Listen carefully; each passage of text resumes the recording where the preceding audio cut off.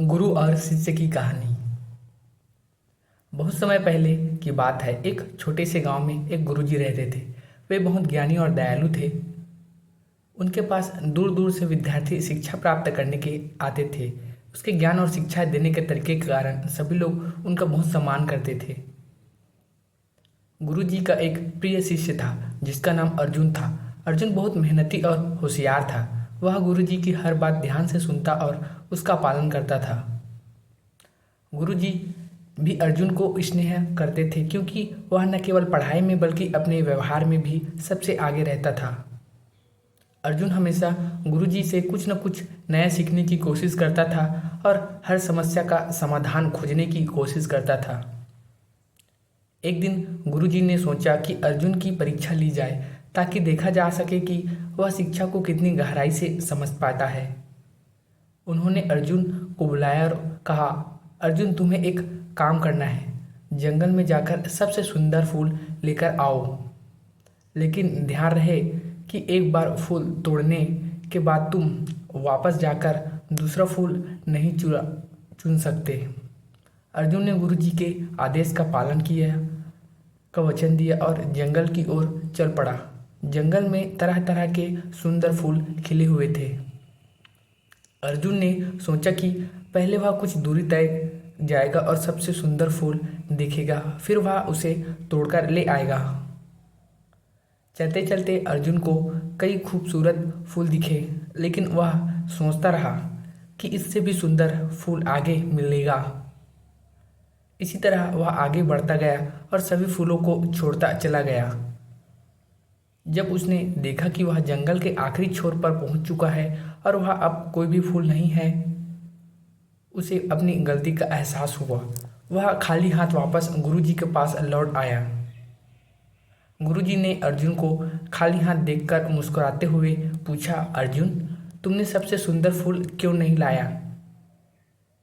अर्जुन ने सिर झुकाकर कहा, गुरुजी, मैं यहाँ हमेशा सोचता रहा कि आगे और सुंदर फूल मिलेगा और इसी सोच में मैंने सभी फूलों को छोड़ दिया।